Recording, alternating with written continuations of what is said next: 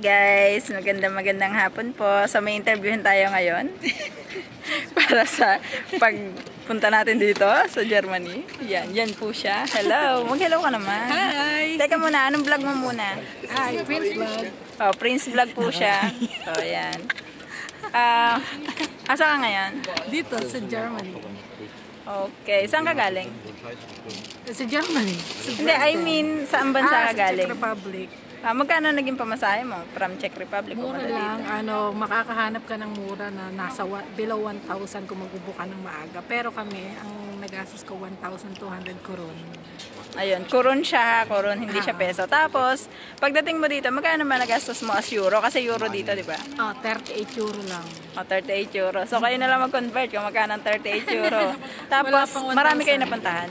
Oo, nalibot namin yung buong Dresden, isang araw, lahat ng galaan dito.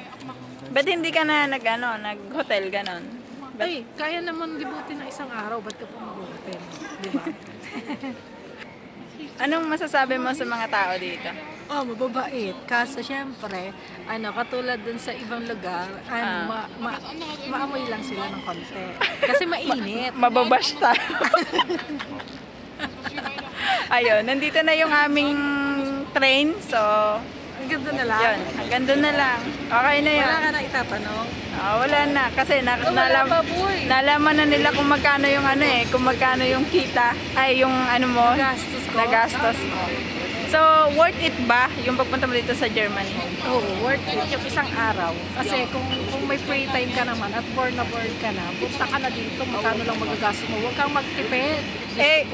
Paano kung halimbawa ikaw ay sa Czech Republic, so okay lang ba or hindi ba masyadong expensive yung pagpunta dito sa Germany? Hindi. Mas mura dito yung bilihin compare mo sa ibang bansa na euro din ang pera. Mas mura dito. Nice. Sige. Boy, magbabay ka na. Bye! Punta po kayo dito. Ano nga ulit ang vlog mo? Huwag mo na sabihin. Prince Vlog. So, Prince Vlog po siya. So, subscribe nyo na lang, guys. Prince Vlog. Anong mga binablog mo dun? Wala. Sige na. Kasi syempre sa vlog ko to Ikaw yung tinatanong ko. So, Ano lang. sige, bye-bye. Bye!